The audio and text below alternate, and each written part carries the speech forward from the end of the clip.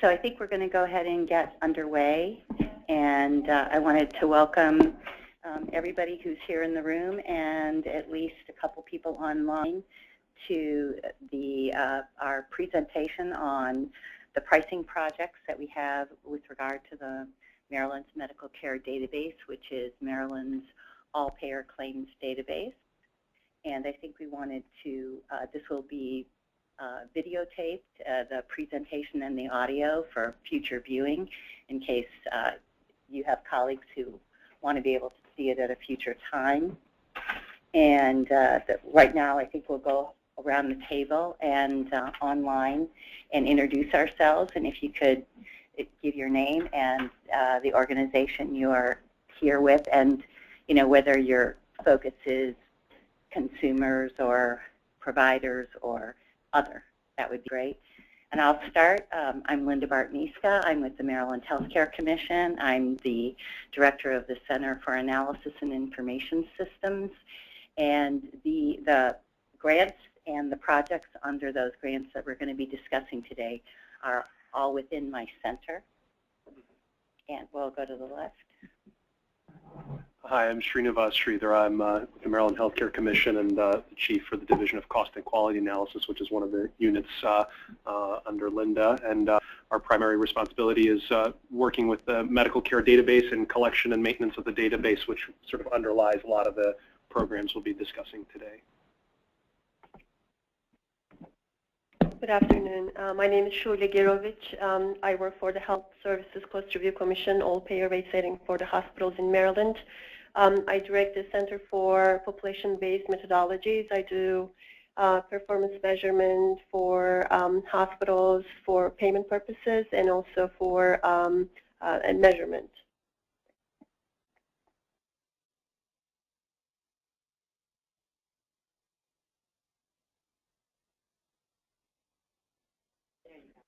Hi, my name is Peggy McNamara. I'm with the Agency for Healthcare Research and Quality. Delighted to be here. Thank you so much.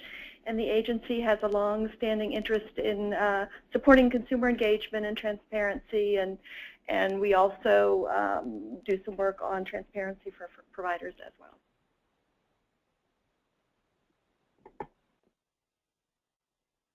Hi, it's Carol Cronin. I'm Executive Director of the Informed Patient Institute, and we're a Annapolis-based consumer nonprofit interested in public reporting. I'm John Miller. I'm with the Mid-Atlantic Business Group on Health. We're a local employers coalition, very interested in price transparency through us and through our health plans and whoever to consumers so that they make better informed decisions about how they spend healthcare dollars. Good afternoon. I'm Kim Camarada. I am the director of the Attorney General's Health Education Advocacy Unit situated within the Consumer Protection Division.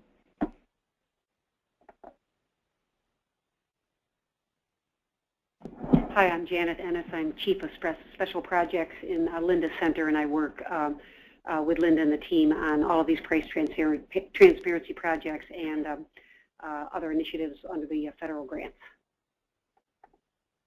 Good afternoon. Ben Steffen with the Maryland Healthcare Commission. And I'm Linda Green, Vice President at Freedman Healthcare. And I think there's at least one person online, right? Right now she's muted. She's self-muted. Okay, so maybe you could unmute. I believe it's Kimberly Ramstad of Cigna. No. Right. Hi, this is Kimberly Ramstad from Cigna. Great. Thanks, Kimberly. And we also have a couple representatives in the audience. Robert and Amal, if you just could introduce yourselves real quick. Sure. I'm Robert Axelrod with the Kaiser Permanente. Thank you. Thank you very much. Ben? Go ahead. So my limited role today is to tell a few stories and energize everyone. And I think I will, my memory's not what it used to, so I'll tell you two stories over the last 24 hours. Earlier this morning, we met with some ACO representatives, and one of our objectives is to engage the 24 ACOs in Maryland that are at various stages of development in some of our pricing initiatives, some of our care delivery initiatives. And I did let's talk about what we were considering doing on provider pricing. And I said, of course, you know that most of the large payers in the state have pricing portals. And he was quick to interrupt me and say, but I think there is a value in a broader statewide pricing application because, as you know, Ben, many of the individual carriers are going to highlight pricing and ultimately value based on the fee levels that they are able to negotiate with different provider groups. And typically, the provider groups for which they've negotiated the most favorable rates are going to, at least on the cost dimensions, show up very favorably. So from our perspective, it certainly makes sense to have a broader pricing portal that takes into account all payers' experience when you're looking at efficiency measures. And I thought that was, as it aligned with my own thinking, I thought it was a good way to view it, certainly a provider perspective, but certainly giving value to what we're trying to do. Then the hard question of, how are maybe providers know this could be valuable in decision making.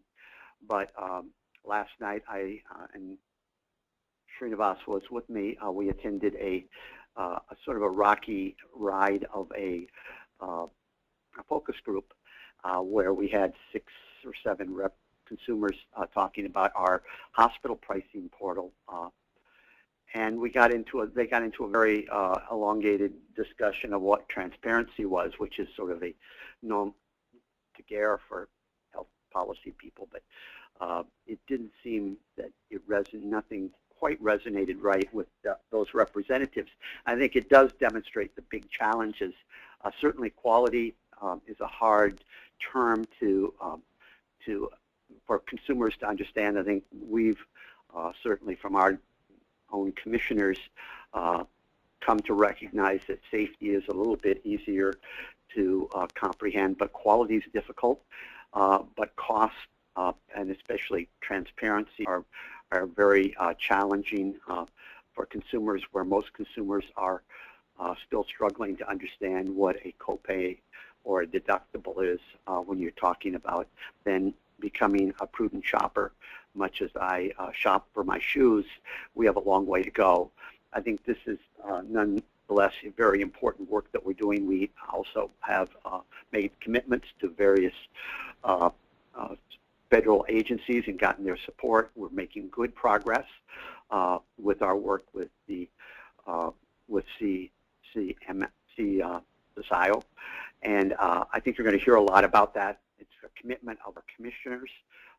The efforts to make pricing and quality information more broadly available is one of 4 strategic initiatives that the Commission has taken on and identified over the last year. The others being advancing primary care, streamlining our health planning processes, and maximizing the use of health information technology.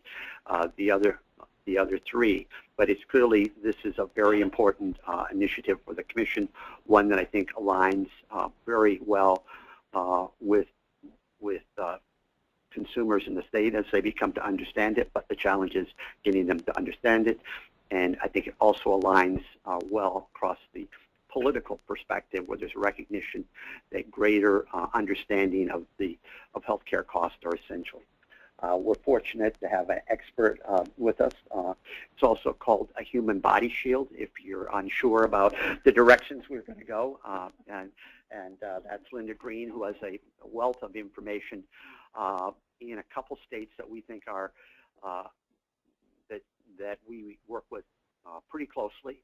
We think they're also leaders, along with Maryland, in health reform initiatives, those being Linda's work both in Massachusetts and Colorado, and I think she's going to bring that experience into play here in Maryland. So I will, with that, pass this back to Linda. Actually.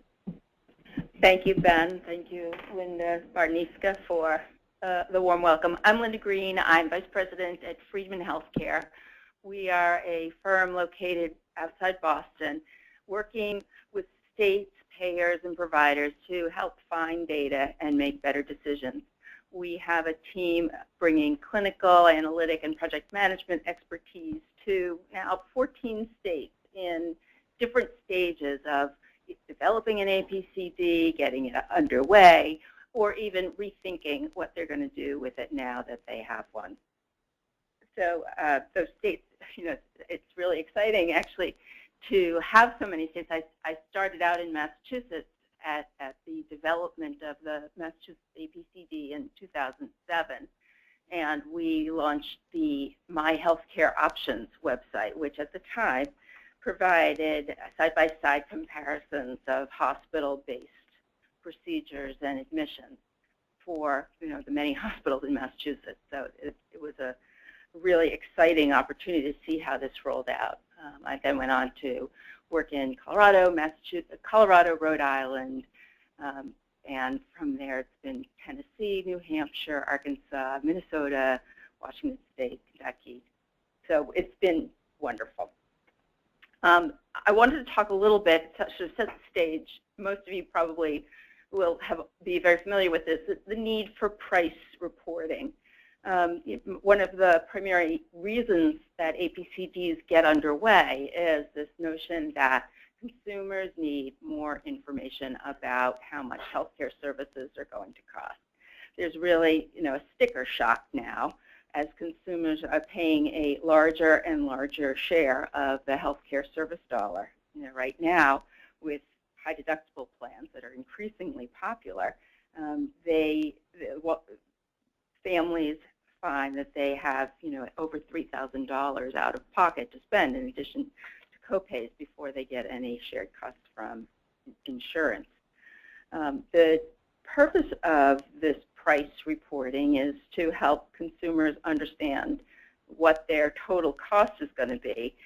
But we are also seeing that about 25% of the under 65 population can't afford the deductibles. What this means is that half of all bill collections are now related to medical debt, according to the Wall Street Journal. So consumers are working to understand the differences between in-network providers and out-of-network providers and what it means for them. And they are seeing that they're having trouble finding information about how much the total cost is going to be when services are billed on a line-by-line basis. They're separately priced and they're separately paid.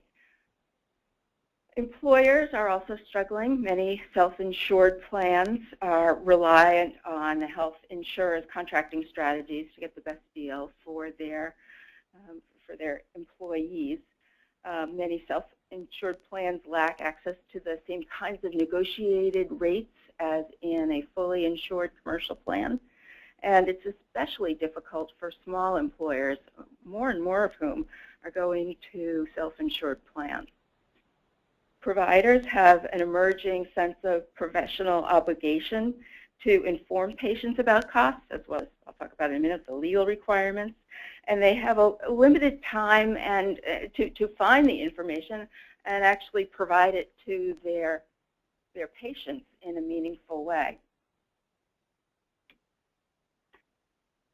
Now, price reporting is just one of the components of medical care decision making, and I just want to take a moment to talk about that. What we know is that it's a complex decision based on many factors. Price is one of them, quality is another, convenience is another. We know, though, that there's very little information on price, but there's starting to be more out there. Right? Medicare is making more information available on average costs and amounts paid.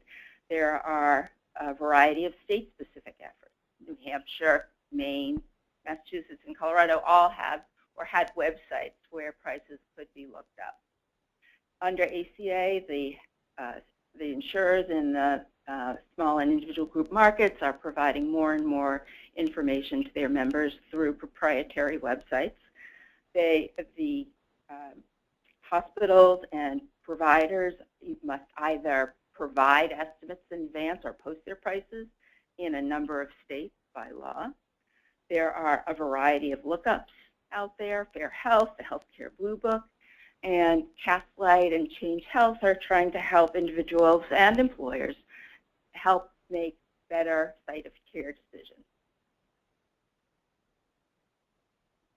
So what are the challenges we know from looking at the nationwide picture? Well, according to Kaiser Family Foundation, only 6% of Americans saw comparative price information in the past year, and only half used the information.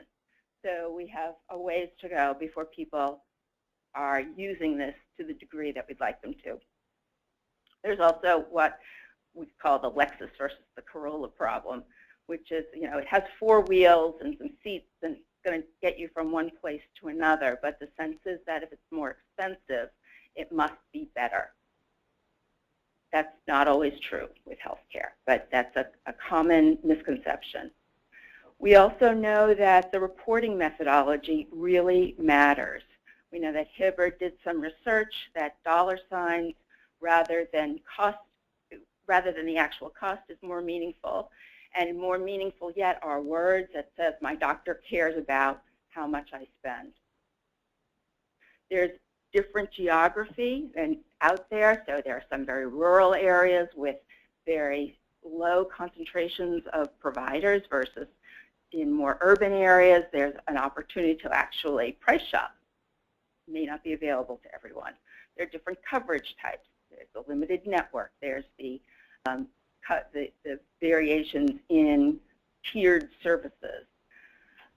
There's the challenge of making the one-size-fits-all reporting site to meet the needs of different communities. That is, there's a range of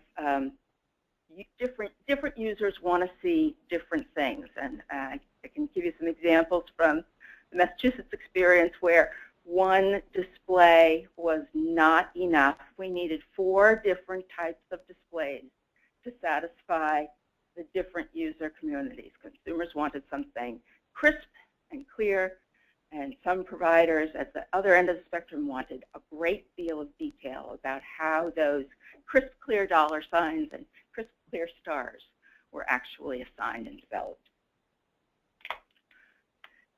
Finally, I think we also have to recognize that healthcare is not a simple business. It's complicated. There are multiple procedures with specific codes. So just to give you, a little example, a knee MRI without contrast, a great range of prices out there on 3 sites that are drawing from different data sets for sure, but they're not all using the same definitions, and I think we have to be careful about how we talk about these things. Because I pause for questions. Anyone have questions at this point?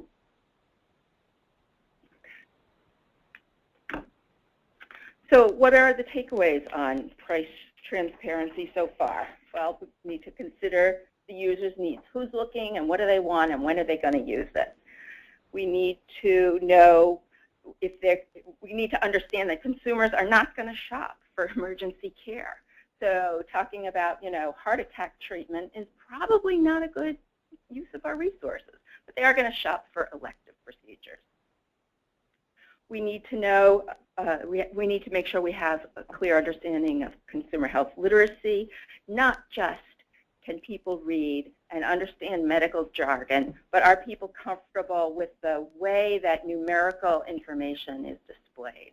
We're hearing that that ranges of prices are better in some cases, but how that's shown may not be as intuitive as those of us who look at these things every day may believe they are. We think that there should be feedback from those who may be the subjects of reporting. Make sure that we focus on methodology early on with those who may care about how these reports come out. We also recommend that the results be shown to providers before any of this goes public. We found that was very important in Massachusetts and in Colorado. There needs to be an iterative process where we get comments and input from the stakeholder community along the way, that we can't just launch these without some understanding in advance. In other words, the no surprises principle. Not only is the data being reported, shown in advance, but that the whole concept is available for preview to people who may be measured on this. And finally, that this is a two-way street. That transparency, we're interested in showing price, but we need to be clear about how we're going about doing this.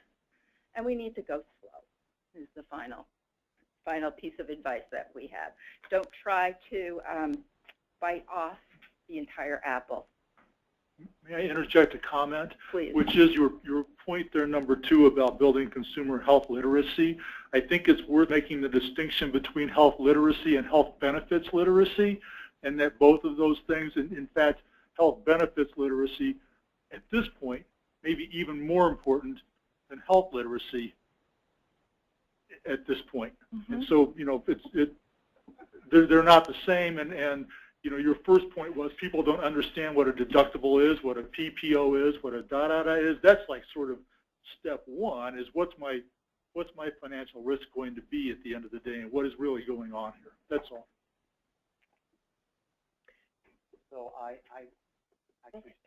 had a little bit of a contrarian view on some emergency services, the concept of you're not going to immediately necessarily shop around for emergency services, but you can use pricing tools to educate consumers on variations in where emergency services are accessed, whether it be in an urgent care center or a hospital emergency department, or increasingly at your primary care physician's office. That the idea is, yeah, if I have GERD, I think it's GERD, but it might be a heart attack.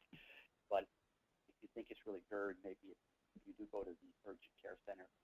That a portal can be able to use, if it can be used to engage consumers, it can be helpful even when those situations where a patient doesn't think it's an emergent condition, but they're looking for a place to go immediately.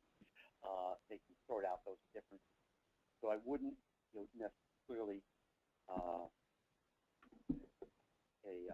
STEMI is not going to be treated at the urgent care center, but on the other hand, some awareness of differential in price is really important for consumers, and I think you're right that you have to have underlying literacy to make that happen. I'll echo that with an add-on, Ben, and that is, as someone who lives within a very close radius to multiple emergency rooms and children that play sports, and I've been in for multiple head injuries and broken bones, every time I renew my plan, I look to see which ER has the radiology group, the ER docs, are they part of my plan? Of course, none of them ever are, but putting that aside, I mean, I do that research ahead of time because I know I'm in the ER a couple times a year, so I happen to be a health alert consumer, but there are ER visits that I think we can, as consumers, research ahead of time. I also, this is Linda, I also think that there's an opportunity to use data to do what Castlight has done. Report back to an individual. You went to the emergency department last week for sore throat.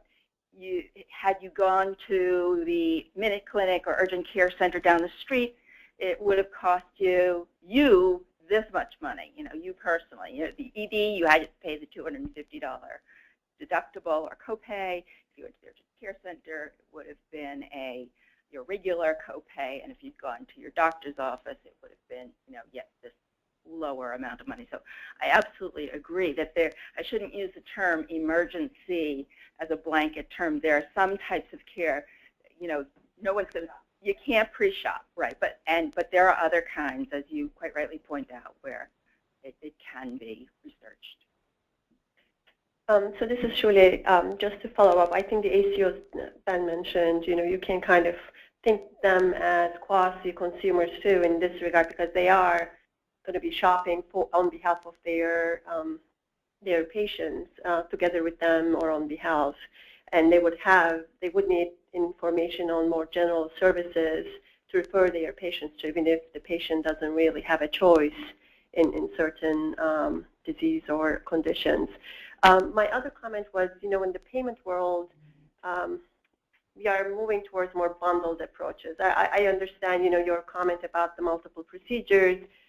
You want to know a procedure of knee surgery if you are admitted to the hospital. So it's one-time admission, the price of one service, which is, important information to have. But as we are moving towards more bundle, trying to include follow-up visits, readmissions, where is the price transparency world in thinking those terms and coming up with more bundled prices for the whole treatment from beginning to the end?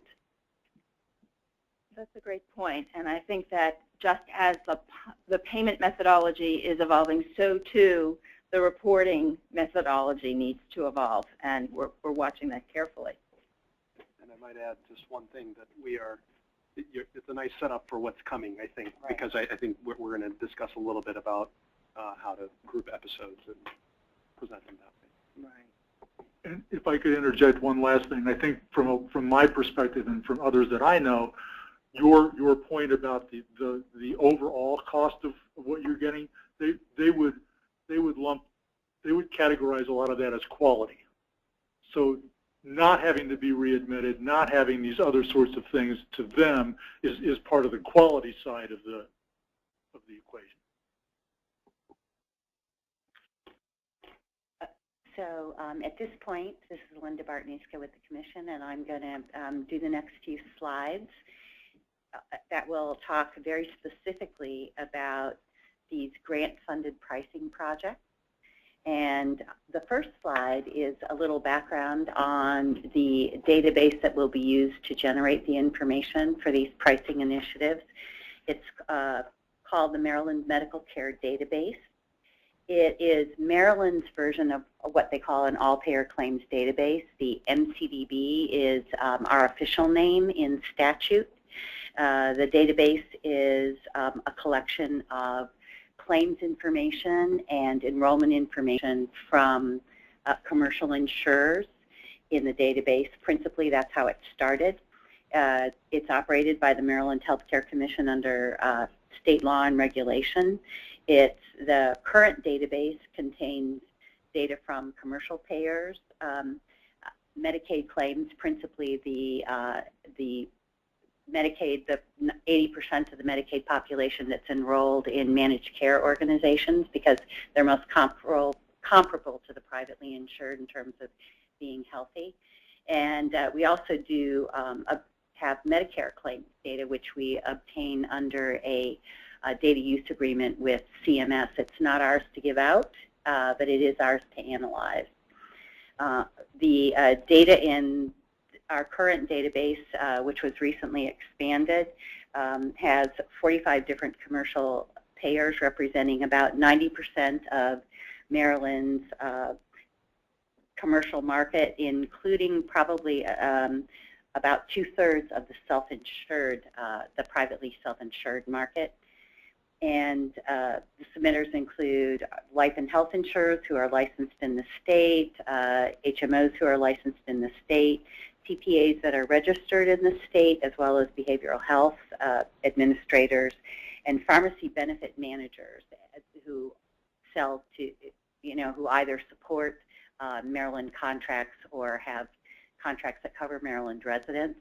And they're all mandated to report if they have 1,000 covered lives or more, so there's quite a diversity of submitters.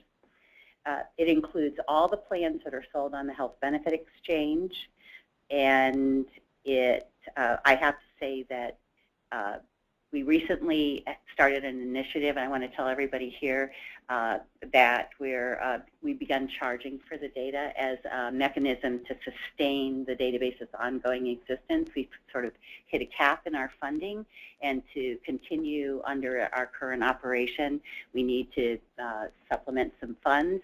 And that's not a bad thing at all, because it means that in order for people to be willing to pay for the data, it has to be useful information. So that's kind of a win-win for everybody. They get useful information, and the database gets to live on and improve over time. Oh, sure, sure. So does this include the claims for the uninsured as well? No, no. This is all because those claims don't go anywhere, right? And how about non-hospital care? Oh, yes.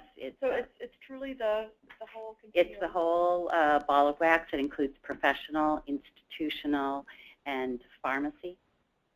So whatever's covered under the benefit. Okay. So today in particular, we're going to stay focused on these. We have 4 different price transparency initiatives that are covered by 3 grants. 2 are federal SSIO grants, and one that we just recently got is an ENRI grant, which is the Network of Regional Health Information Coalitions. I think that's it. I think the acronym is switched up there. I think the R comes before the H. But we just recently got that one, and so I'm only going to mention it here, but I'm not going to discuss it. So the grants that we've gotten from the federal government over the past couple of years have been very timely and really important for us. They've funded enhancements in our medical care database. They've enabled us to change our infrastructure so that we can collect more timely, complete data submissions by going to a quarterly collection system instead of annually, which is what we did before. We've expanded to include those benefits that are typically carved out of a self-insured plan, which is why we just recently started collecting from third-party administrators and pharmacy benefit managers to fill in that gap, as well as third-party administrators who, while commercial, we do get some self-insured through our commercial submitters.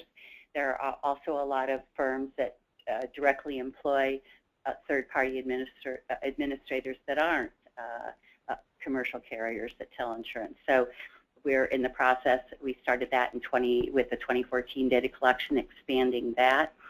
And we've the extract, transfer, and load system, that the infrastructure that we've had built to collect the quarterly data. It also does automated data checks at the same time that's happening. So it speeds up the validation of the data and the getting back to the submitters so that it's clean and timely.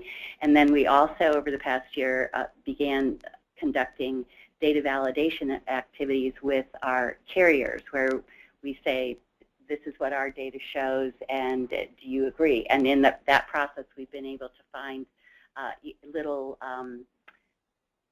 what I would say, discrepancies from what we had directed them to give us and how they were interpreting that. And they've all been really wonderfully participatory and helpful about correcting and changing the data, so that's been really good.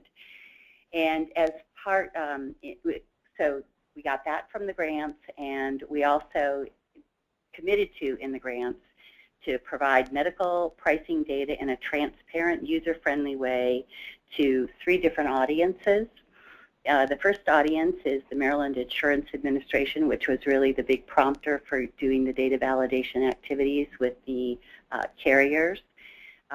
They are using the data for use in rate reviews for fully insured plans. Fully insured plans, if an insurer wants to raise the rate, they have to apply to the Maryland Insurance Administration, and they have to provide background information by which they justify the rate increase. Well, now the MIA is able to look at the medical care database data and say, well, I'm looking at that, and is that do I see what the carrier says or do I not see what the carrier says? So it gives them an opportunity to have a check where they can go so they can verify that, in fact, they see the same thing as well. And it also it expands something that we've been doing regularly at the Maryland Healthcare Commission, which is to annually report on the per member per month expenditures among the fully insured population in Maryland, and to see how they change year over year. So this way it gives them far more detailed information. And on the next slide, I'm going to show you a snapshot of an interface that was built for them by one of our staff, which is really very neat. And the second audience is consumers. We actually have two separate deliverables that we committed to for consumers in the grants.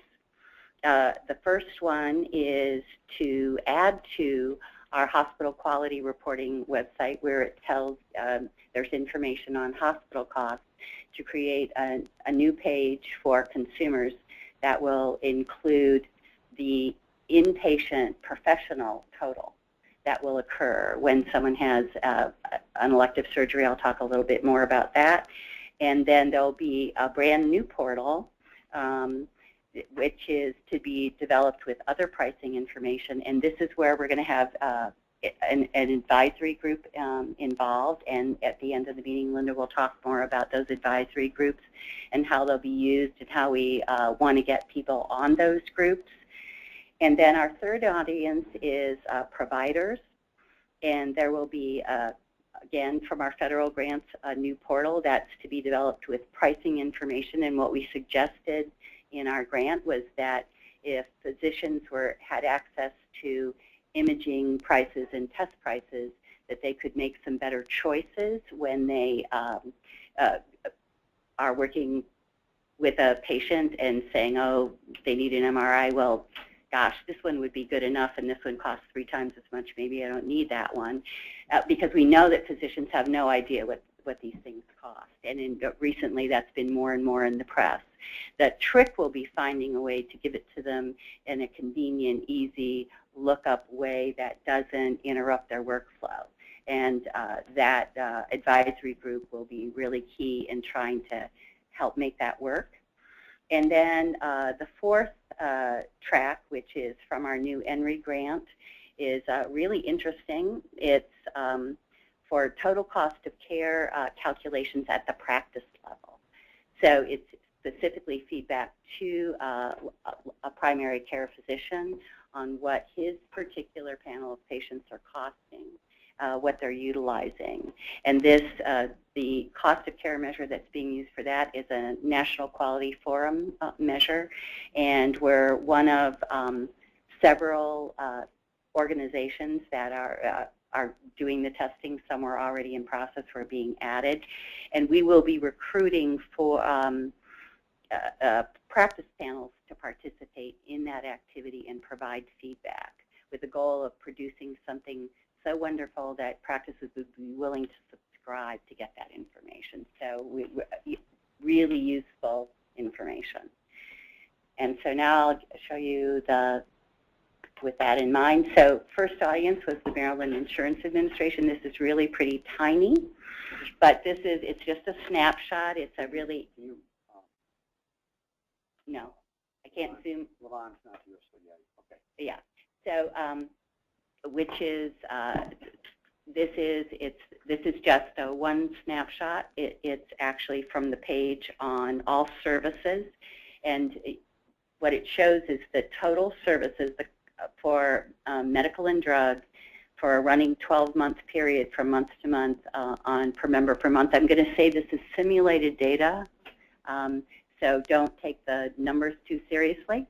But it's just to show you that they can see what the per member per month is for the year preceding, the 12 months preceding each month. So you can see in this little demo how the per member per month goes up over month by month for the prior year. And the cost trend is then also demoed. And on the right at the top, too tiny for you to see, but the MIA was able to, if they could look at this by market, individual, small group, large employer. They can look at it by the individual carrier. They could look at it by product. And also they can look individually at the professional, institutional, and prescription drug component. And they were so excited when they saw this. They were just wowed because it was so easy. They could just see the running trends. They could see it by carrier. They could see it by market. And so this is one of the products that we produced under these our grant deliverables for them. And we continue to work. Fair to say we're testing. We haven't completed it yet. No. It's an ongoing project. And to be fair, in terms of simulated data, it might be safer to say incomplete data. Because it is really Maryland data. No, it is. It is. We don't want to say somebody just made this up. No. We don't want anyone to take this as gospel, but it is because it is basically Maryland data. It's just it's not finalized data. So. No, and in fact we know it's incomplete data. So I wouldn't want anyone reporting anything, and that's why I use the word simulated. Think fake. But so here we go. So that's the MIA audience. In the consumer audience, we have 2 separate deliverable tracks under the two different CIO grants. The first one is our simple project, or relatively simple, which is to add information to the Commission's hospital quality reporting website that will show the typical combined cost of all the professional fees that occur during a hospital stay for the most common elective surgical procedures. And this would be a comparison by hospital. So for example, there's a knee replacement. By each hospital, you would see the typical hospital bill for the knee replacement. There'll be a second column that shows the typical combined total of all the professional bills that a patient received. The surgeon, anesthesiologist, anybody else that that came to see them in the hospital, whether it was a consultant during that inpatient stay, and then it will show a total. So if you're going to get, and you can compare it by hospital, so you'll know what the total would be. We won't be able to in this first simple iteration tell a patient what their out-of-pocket would be for that, but they can at least do a total cost comparison across hospitals and have a pretty good ballpark idea of what the total event will cost, not only from the hospital side, but from the professional bill side. And it will be specific to each hospital. So when we say this is what the professional bills are typically for a stay at Hopkins, it will come right from the data. And then we're going to try to do mostly elective surgical procedures so that people can do advanced planning, but it's possible we'll expand to other things. Medical conditions are hard to do, but we'll start there. We'll use calendar year 2012 and 2013.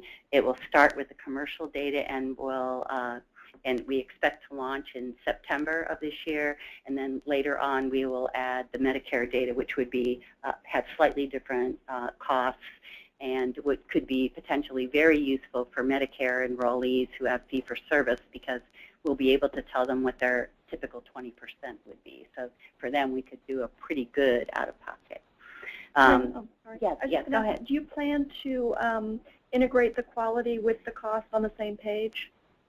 I think in the hospital quality reporting website, it won't be on the same page, because I don't think that we have quality by individual, how this hospital does for this knee surgery. But the hospital on that the quality reports website, there's a page that would show hospital quality for a variety of measures for which they do have hospital quality. Yeah, so we are in the process of strategic planning for our performance-based payment methodologies, and one of our ideas is to create a measurement tool with efficiency and quality for the same denominator. So we are taking knee replacements, for example, adding the cost with complication rates for knee replacement together with readmission rates for knee replacement. So we are trying to come up with a bundled measurement approach for specific procedures. So I think we will collaborate with MHCC on that measurement. Yeah, I mean, I think, to the point you were raising, I mean, that it's not, we are, and you probably know this, that the quality reporting infrastructure is actually from Monarch. Oh, no, I didn't know that was. That we're pulling, I mean, we're taking the Monarch infrastructure and building a new front end around it. I think we think the approach is useful, but a little bit more polished presentation would be beneficial. It's probably useful to take for us to show you that as you are from AHRQ. But the thing I would observe is that that there are, even on a hospital side, just looking at hospital costs, there are massive differences in Maryland for certain costs of elective procedures like knee replacement, for example. And we're fortunate we have a couple, people from the University of Maryland, which we pointed out to them that the cost of a knee replacement at UMS versus St. Joe's, both university hospitals, was about 150% higher at UMS than at St. Joe's. And I think that even without showing all of these quality metrics, the dramatic variations in cost ought to be something consumers ought to care about. Likewise for routine vaginal deliveries, again, elective, you can shop for that. A 2-to-1 variation on the hospital side costs for that consumers, ought to probably at least be aware of and understand as deductibles an increasingly high pull for many people that remember that 8 or 9 years ago the commission was, we were very reluctant to approve high deductible plans. In 2014, in the health benefit exchange, virtually everything is high deductible. Now, of course, with the subsidies that are available, many people do have their deductibles mitigated. But the growth of high deductibles is not complete, but it's pervasive. If you're a government employee, you escape that. But largely, if you're buying in the individual market and have no subsidies, you're looking at a $3,000 to $5,000 out-of-pocket upfront expense before your insurance takes a bite. So shopping definitely can make a big difference. And just to close out that thought, and I think someone made the point earlier that a lot of times consumers, when they see high costs, they think high quality. To the extent that quality metrics, clinical quality metrics, could be brought together and integrated with the cost, I think that helps dispel that. Because otherwise, you run the risk of doing exactly what you don't want to happen. And I looked for my homework for today. I did a little shopping on Colorado and New Hampshire, and I didn't see any that were merging the quality and cost together. But I think it's important. We agree. We absolutely agree, and I do want to say that this obligation is to try to push prices to catch up or surpass even quality information. So the focus, the federal government, which you probably know, said price, price, price. And so wherever we can meld it with quality, we will. You mean that particular grant program? Yes. Not the federal government. No. Right. Yes. So, Linda, we had another question over here. Oh, yeah. Yeah, and it was follow up to the. You're going to show the hospital pricing data for hip replacements, knee replacements. Similar, and this points to what you spoke to earlier, Ben. What about the outpatient surgery centers for colonoscopies? Also sort of routine. Right, and I think that's definitely an area in which to go. When you for a certain amount of money, you promised to do something. We started small. Okay. So this is step one. Was we said we would do this, and we'll start there. And you know, if we have sufficient funding and sufficient time, we'll move forward to certainly add a lot of things. Some of what you're talking about may be part of the new portals, which I'll talk about on the next slide. So this was our first initial track deliverable. So this is just the description of that first deliverable we said we would deliver, and it's supposed to be ready, the first iteration, in September to move forward. And it's not, because this is grouped at the hospital level, it's not going to show, this won't show surgeon name or any patient level information, so we don't think it's controversial. It should move forward, and already we're getting some consumer feedback to help us shape how the pricing information is displayed. Oh, Carol. I just wondered about the issue of the calendar year 2012-2013 data, given that you're going to be releasing it in 2015, 2016. And I guess I wondered, you know, and that's just probably life. Yeah, no, that's a great thing. That's life. But I guess I wondered to what extent, particularly in some states that, you know, have some experience in this over time, how much there is change, you know, over time, and therefore, you know, is there some risk that you're giving out information that could be really different for someone in 2016? And I think the prices tend to be relatively stable. There's kind of a nice inflation rate. I think the 2012 to 2013, we wouldn't necessarily display both of those years. I think we'll build it on the 2012 and the 2013 to look at the change, because you know, that's how you sort of know it's robust. And then pretty soon in the fall, because we have that deliverable date, our 2014 data won't quite be ready, so we'll probably pilot it with the 2013, and as soon as the 2014 is ready, we'll absolutely move to populate it that way, to update it. But still, I would say, even if you had 2013 data and you were looking to compare across hospitals, I bet that the rank order of expenditures would be the same from one year to the next, but we'll check that. Shule? I think that's a very good point. On the hospital world, you know, we moved to global budgets, and even the relative ranking may change depending on the utilization changes for each hospital. So, you know, we can work with you. I think at most we can have more validation, even if the reporting doesn't change, just to make sure the ranking is not changing as much. But we did observe in 14, one or two hospitals' average cost is you know, they change their ranking because of the global budgets up or down. So I think that's something we need to keep in mind. That's right, which is great. And the 2014, when are we saying the 2014 would be added? We're not saying that yet, but soon. Well, we have to wait until the first quarter of to get. We have to have run out. Yeah, but yeah. I understand that, but I don't think in terms of Carol's question that the goal would be to update with the 2014 as soon as it's ready. Not a year later. No. Like not in late before the end of the year. I would say by the end of the year. So to some of the questions that the point that Shule raised, I think consumers would be able to see. Right. If you don't have more than 12-month lag, I think it's fine. If you exceed that, then there might be changes to the averages substantially. Great. So one last. Yeah, sure.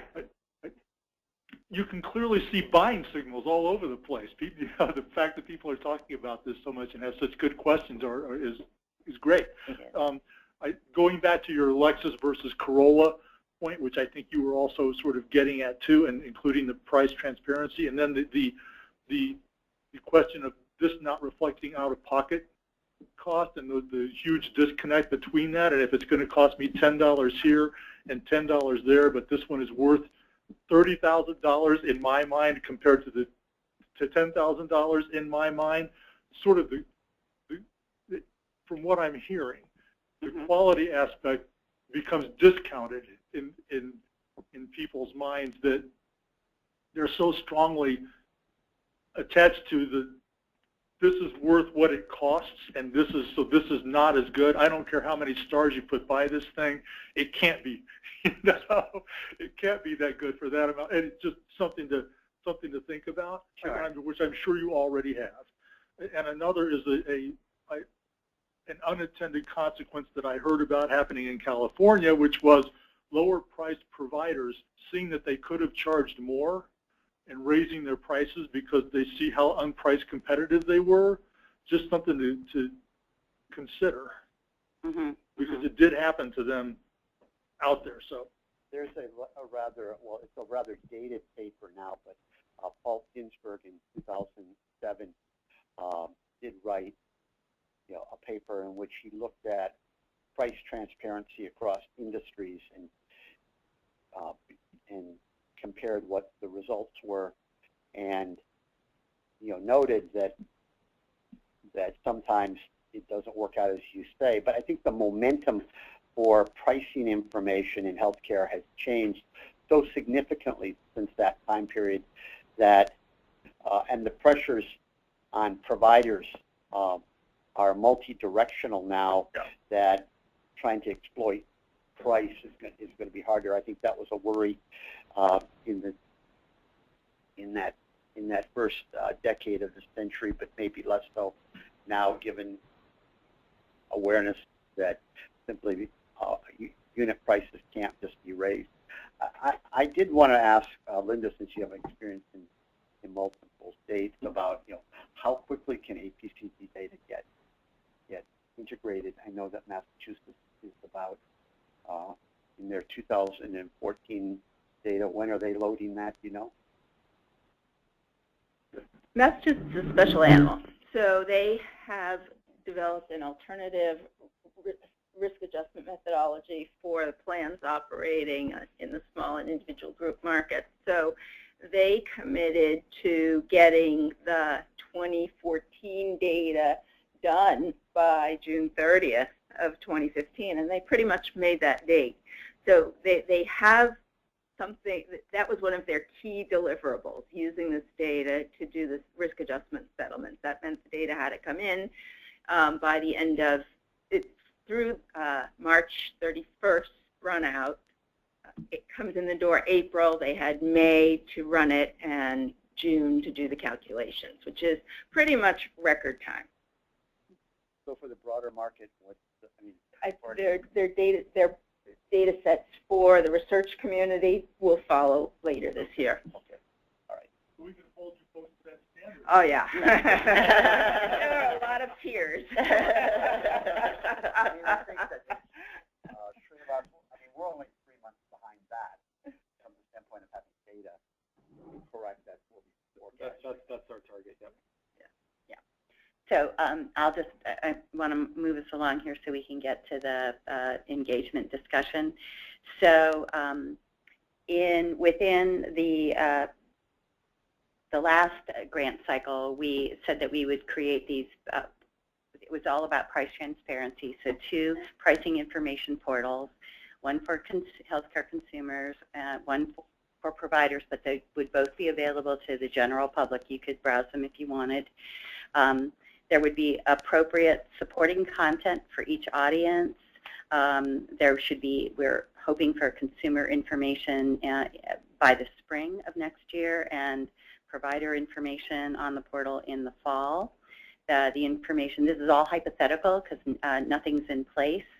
And a big reason nothing's in place is it takes a really long time to get an RFP and a contract in today's environment. And we're hiring a vendor to do expert design and display because we want to do a really nice job. The plans are to update the data annually moving forward, and that would be available on desktop and mobile devices, and be designed to display nicely on your phone. And this is really the important part is the design process will include advisory group engagement for both of these portals. There'll be 2 separate advisory groups, and these people will have a lot to say and guide us as we move forward in meeting these deliverables. And there will also be consumer and physician focus groups that will provide feedback. Our hospital quality reporting team has quite a bit of experience now in consumer focus groups, and we intend to also get some physician focus groups around the pricing information for decision making in terms of tests and imaging. And at every phase as we do this, we'll use these focus groups to give us feedback on making sure the displays are good. The differences between the two websites, apart from the fact that, is that there'll be different types of information because there are different types of decisions we want to impact. One thing Craig Tanio, who is the chairman of our commission, has said is that if at all possible, we should try to identify exactly what decision it is we want to influence, and then see if we can measure and see if we had any impact on that decision, to try to, in this effort to be helpful, see if we can't quantify if we're, how well are we doing at it, which is, everybody wants to be helpful, but knowing if you are is something else again. And then that the visual displays of the information will be designed for each ease of use and also understanding by each of the different target audiences, and the explanations will be appropriate for the content and the target audience. So think very tailored. So now taking them sort of a little separately, what we've proposed in our grant application, but this is where the advisory group will come in and sort of help us guide, is for the consumer pricing, we actually, Shula, you'll be happy to hear, is what we said we would try to do would be look at episodes of care. And there's a grouper that we're looking to engage, which will be for, entire episodes of care, which will include, let's say we start with an inpatient stay, and it includes everything that happens at the inpatient stay plus post-discharge.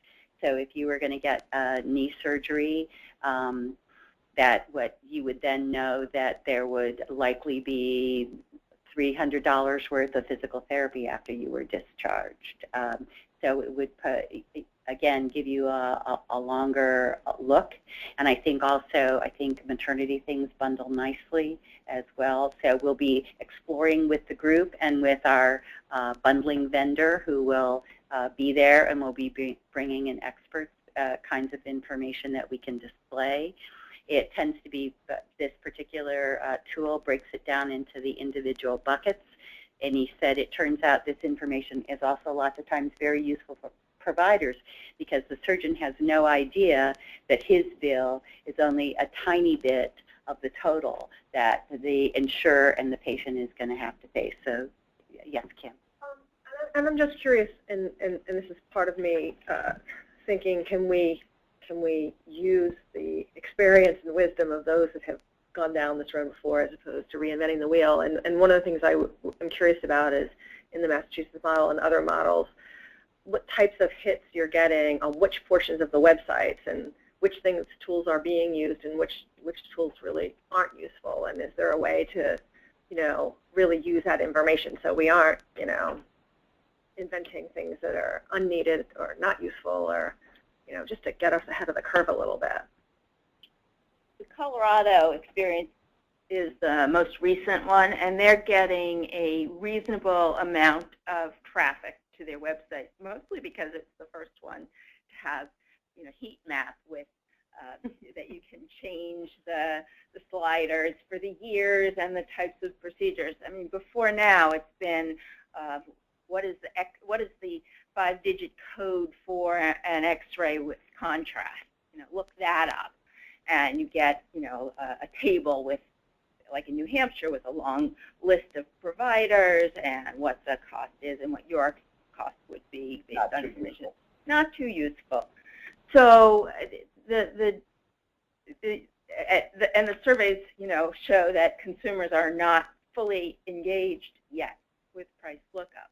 So if the commercial entities that are trying to do this are still exploring ways to get people engaged, then we have more to learn from them as well. But the plan is to bring in the bundling vendor has quite a bit of years of experience doing this, and the goal is to bring in some people from Peggy is from AHRQ, where they've also spent years studying what consumers understand and don't understand, and surveys of what's out there. Linda's has been doing surveys and looking at things. So the goal will also be to bring expertise information to the participants on the advisory group to help guide the judgments that we make with the best information possible. Right now, nobody has, the hit it out of the ballpark formula that we could replicate. If they did, I would absolutely do it because I'm not. Yes. Yes. Yes. Yeah. Oh, sure. The hospital pricing, the first cycle efforts were on the website, the hospital pricing website, and the second, what you're talking about now, the app, it's not hospital specific or provider specific. It's just an average of what for this episode in Maryland would.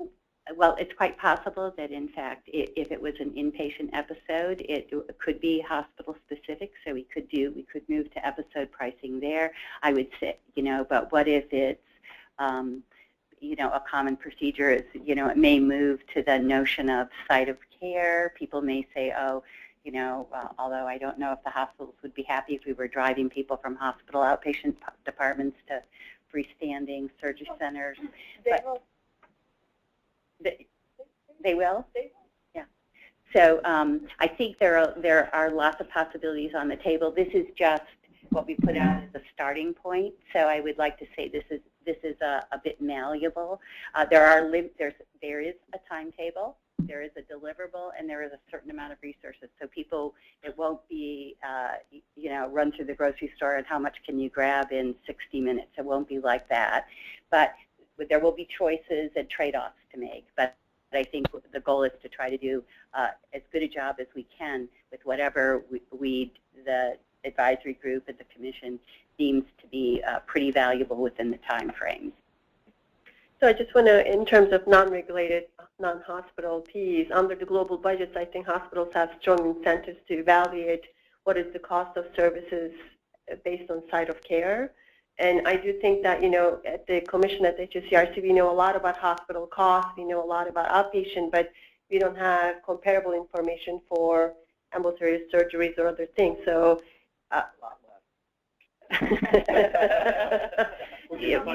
right, and also that we don't know quality piece.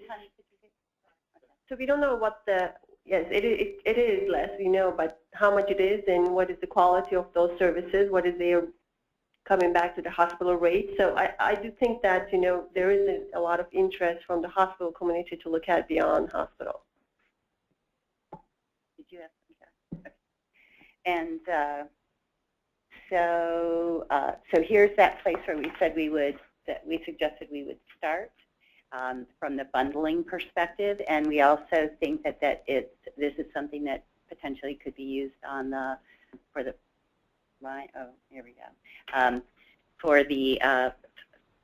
health professional group. But what we did sort of propose for the health professional group very specifically came from a study that West Health did, where they said that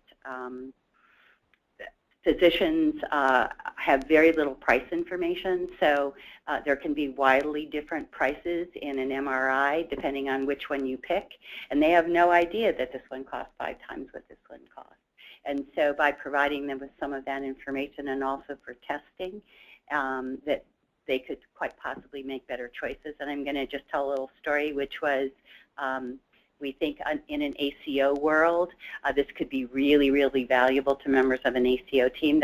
You may have read about it. I think it might have been in the New York Times about Texas Hospital, who participates in Medicare ACOs, and they wanted to bring down their hip and knee replacement costs.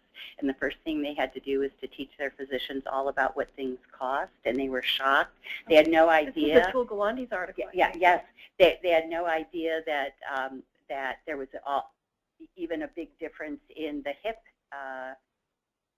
ball joint that you put in. And so, whoa, once they learned all about that, they were able to bring the cost of their hip replacement down dramatically. So we're thinking that's the vein in which we're thinking for the health professional portal? I think the Maryland hospitals are thinking about that because some of that variation in that procedure cost was that I talked about earlier was that if you allow physicians to make the choice on what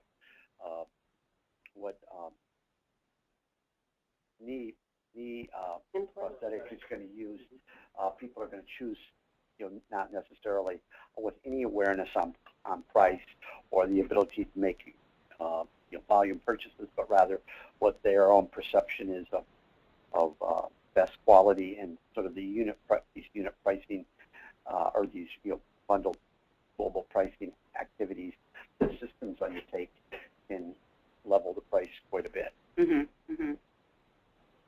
And I think the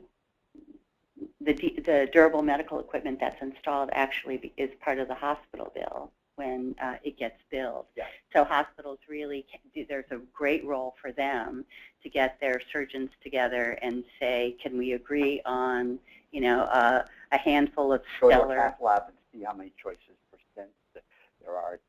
Is it mind-boggling? Of what the various alternatives are. Right, but right now they don't have an incentive to collectively to make it be efficient. So hopefully, so that's our thought there, and that advisory group where we expect it to be hopefully comprised of people from physician groups or hospital, what information would you use? Plus also I'm thinking of recruiting my primary care doc, and because he would say, if you interrupt my patient flow, I'm never looking at it. So, but I think that's the goal, is to give people information they will use, not just things that we think they might enjoy.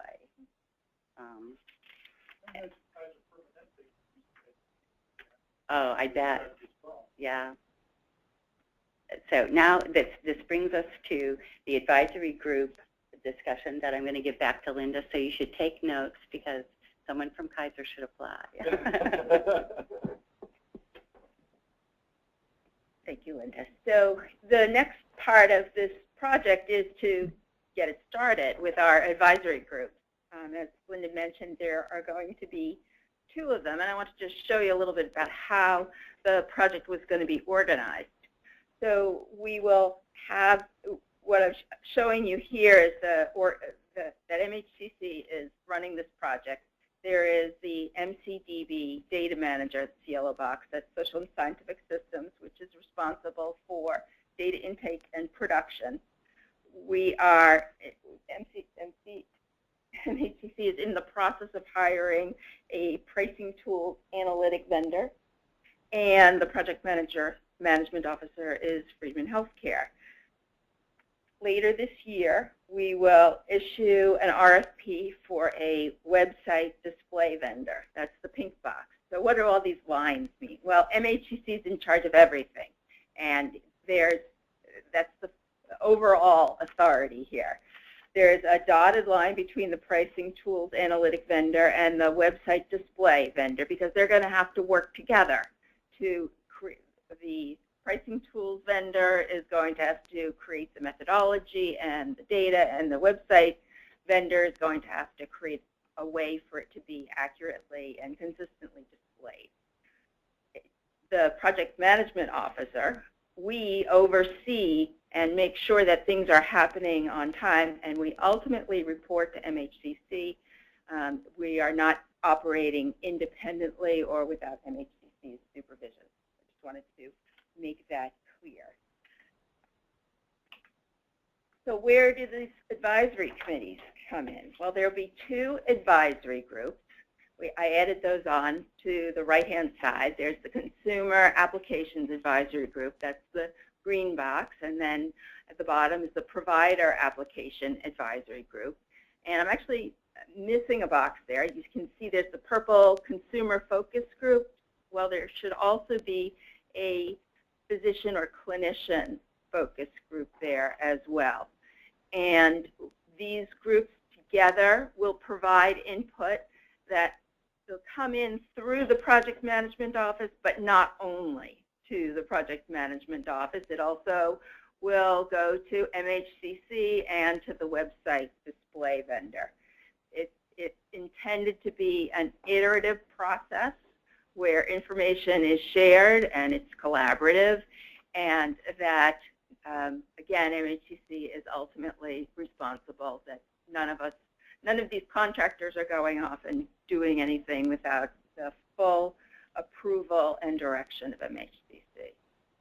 In terms of the advisory groups, we're really looking for members who bring a particular area of expertise or insight into the topics that you've heard discussed today, whether it's consumer-focused reporting, consumer literacy, helping clinicians understand the cost variation in different service types.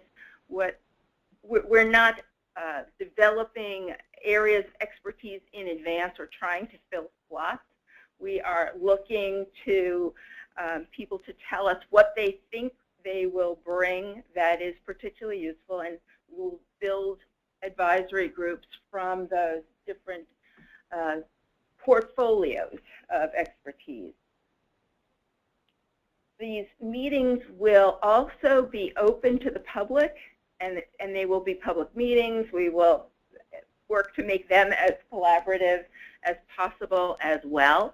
So even if someone is not an official member of an advisory group, we look forward to having input from a broad range of people and opinions all the way through.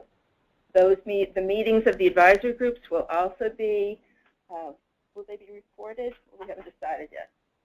Yeah, I mean, I anticipate that they could be, because I think there are a lot of people who would be interested in following the progress of these developments, although they might not necessarily want to be actively involved or have the time to do so. They might just want to follow track. You miss a meeting, you can listen on, on YouTube. So I anticipate that will be true.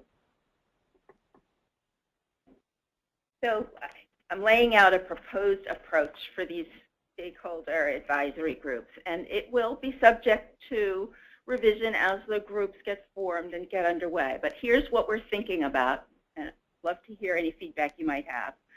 So we want to make sure that the advisory groups have a specific focus, and so we are going to propose some agendas at the outset.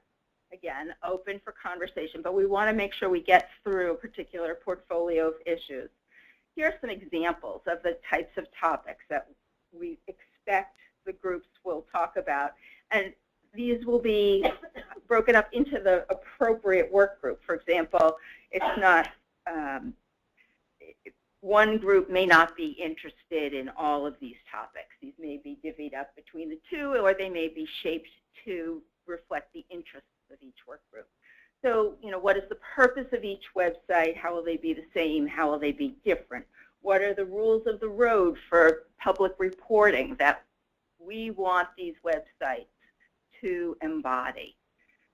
What do we know about price information? What do we think about the look and the feel of the website? What's important to each group?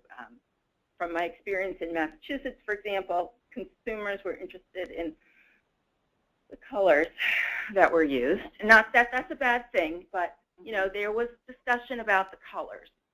And with the providers, there was discussion about the methodology used to calculate the symbols. Explanatory text. What needs to be on a consumer website versus what needs to be on a clinician-directed website?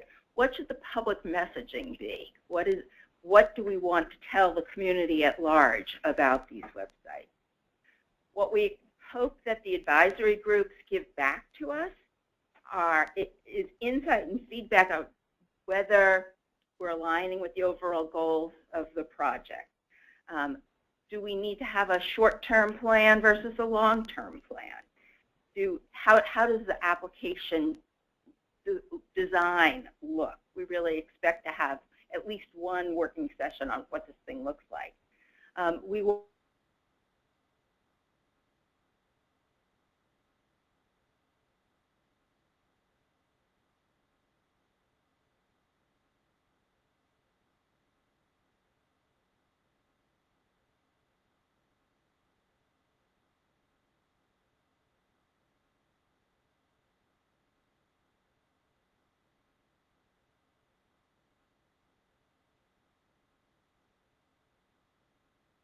expect that the groups will start meeting after the website vendor is on board, and we anticipate that that will be sometime later this year.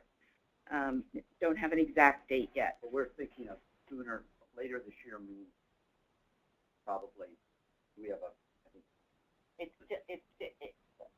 It's still with Hewitt. So for those who don't know, it's still with our technology, Office of Information Technology. But I think the hope is sooner rather than they're going to give us a response within 14 days. That's for the RFP. RFP is awarded, so it'll be a couple months. Right. We're hoping for the later this year, so the fall. We expect that there will be between 5 and 8 meetings over a 6-month period. So in other words, not a weekly work group, but not quarterly either. I will be leading the meetings, and we will provide materials in advance. We hope that if there's homework, people will have a little time to do that beforehand. We expect that the meetings will be streamed or webinared, and we'll have minutes taken. The slides will, of course, go up on a website after the meetings. We're going to follow open meeting rules, and we're hoping that the groups are about 10 to 12 members each. Partly for logistical reasons, it just becomes almost impossible for more than that number of people to get into one room at the same time, and partly to inspire a lively and vibrant conversation. Not to say that any others will be excluded, but we know from experience that that's about the right number for the constituted group. In our thinking right now, and again, open to suggestions, we're thinking that the provider advisory group should have some expertise. Members should represent expertise from claims data analysis or statewide perspective on variations in care, however you want to define that. Engaging clinicians at the site of care, so someone who perhaps has worked with clinicians to use data, and someone who has knowledge of effective communication strategies with members of with a clinical audience. This list is, again, not meant to be restrictive. It's a suggestion, and if and hopefully will attract some interest. On the consumer side, we're looking for or hoping that someone will join us who has experience with cost of care or knowledge of cost of care in different settings, knowledge of consumer health literacy initiatives and techniques, some sense of how to engage the public and healthcare consumers, and again, effective communication strategies with the public about healthcare price. So let me ask you, do you have any other suggestions for types of expertise that we might want to look for? So I think one of the things that we're going to be doing is that their HSDRC has some consumer work groups that we're looking to pick off some of the people. Obviously, those are very diffuse groups, and I think the idea is to ask some of the people to cross over into this work group. Clearly we don't want to. There's some that are not, some constituencies that are not on those groups, but there needs to be some overlay as well. Yeah, I think that's a great idea. I think they are due to have a report end of August, so their workload may also be diminished by the time you pick up. And I think in their report they are talking about transparency issues as well, so it will be a great segue for them to come to you and then work on the application of some of the things they are going to be suggesting. I mean, I think the other point that I would want to emphasize is that these are conceptual discussions, but we're ultimately thinking of much of this information being reported within the framework of the Maryland Healthcare Quality Report. That is a sort of an anchor in terms of what we do. It's not heavily branded as the Maryland Healthcare Commission, but rather the Maryland Healthcare Quality website, so that consumers, don't necessarily have to know the Healthcare Commission, but rather this is a site that they can get information on quality and ultimately usable information on prices. So we're not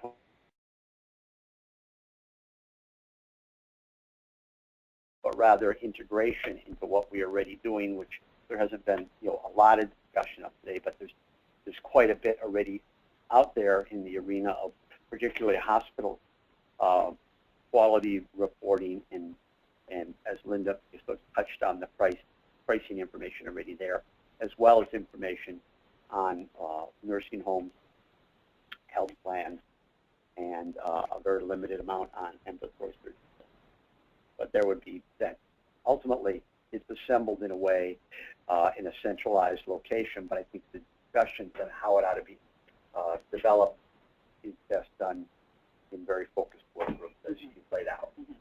So may I then suggest adding that to your task list for the workers, how it will be integrated with the existing reporting tools? I think there might be some, they may evaluate the pricing reporting, but I think another question is how do you integrate it with the existing reporting that you have on the other side? So I think both consumers and the providers would have some input into it.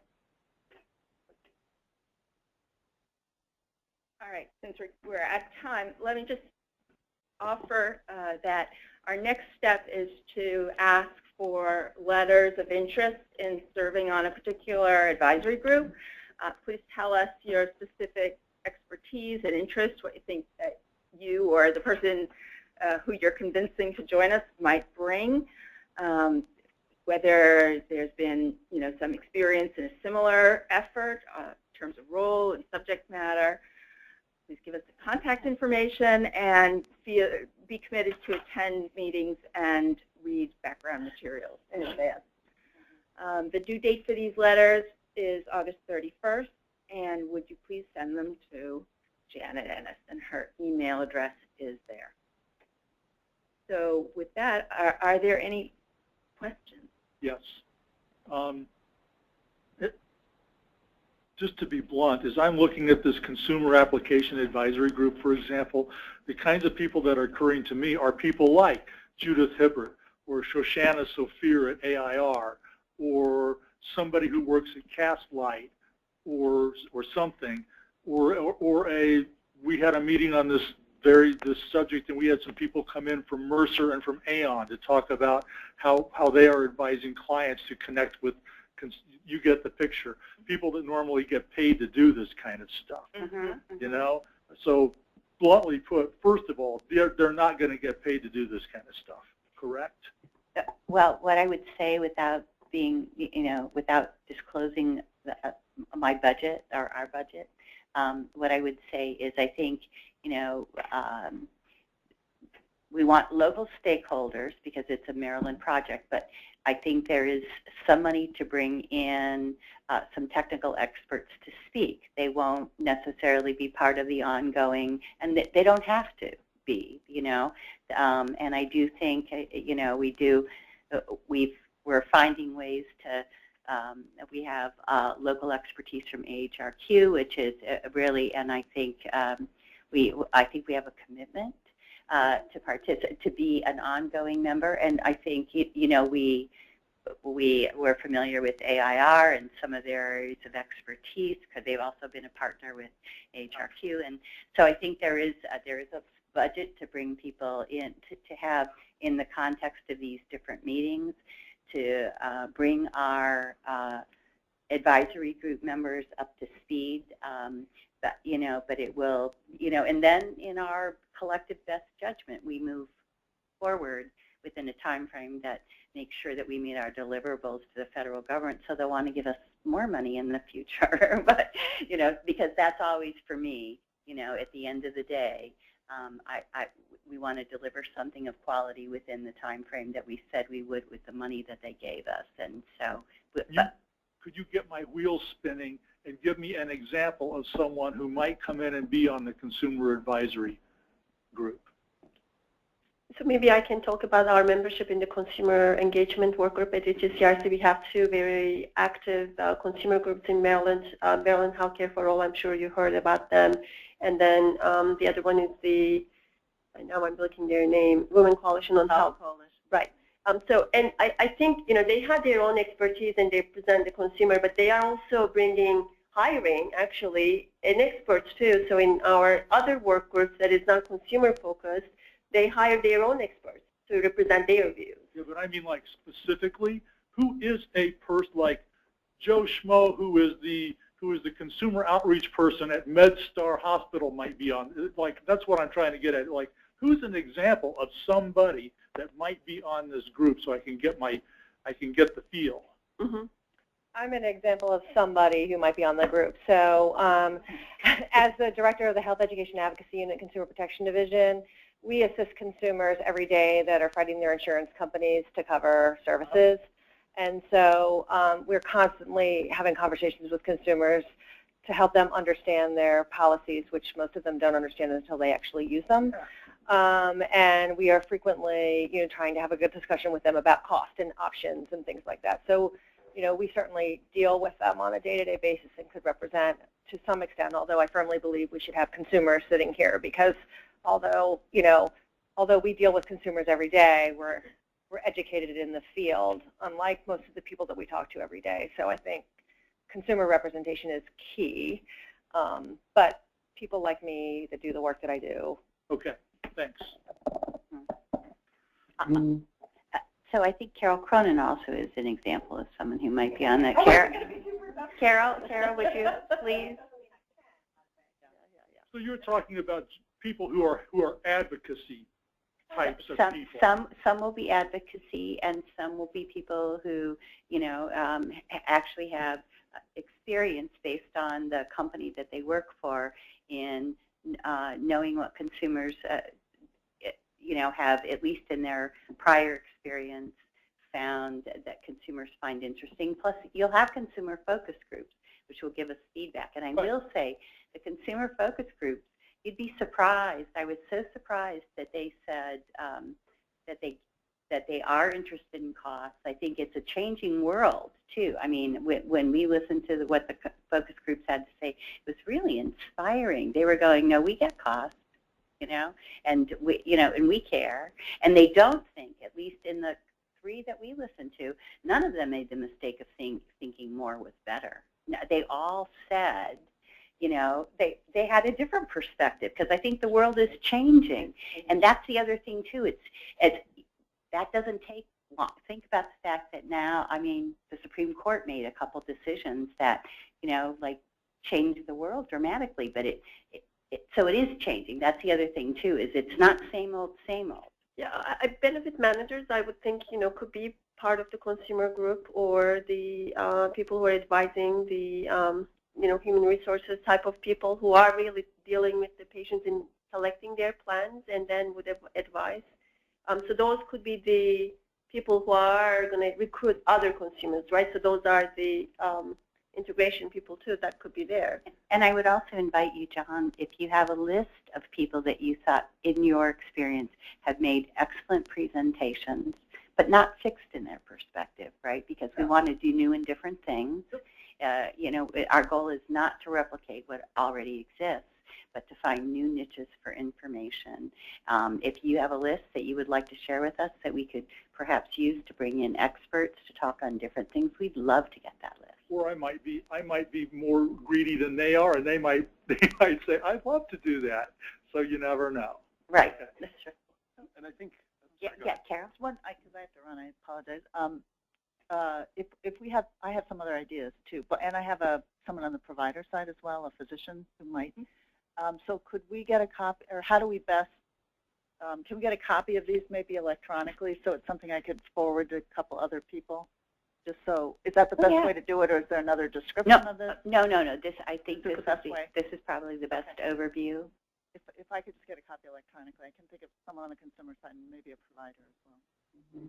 So just, that's great, thank you. And I think the point is well taken that we need to find the right mix of technical expertise and sort of feedback from consumers on sort of look and feel and things like that. And I would say this is, we look at, like what Linda Green presented, we have a large team that is bringing different sort of perspectives and expertise onto this. And so Linda Green herself would be an expert who's, brings a lot of expertise around this. And when we are in our RFPs that we're trying to bring on vendors, the web development folks are part of the criteria that they have experience doing web development, websites for sort of consumers and public and things like that. So they're expected to bring technical expertise in this area, like what you're saying. And similarly, the pricing vendor that we have in mind and who has the episode groupers and things, that it is an organization that their whole purpose is around transparency and public reporting and so forth. So I think, and they'll be engaged in these advisory groups as well. And so I think that the idea is, we're trying to assemble a comprehensive team across all of these units that are going to be engaged.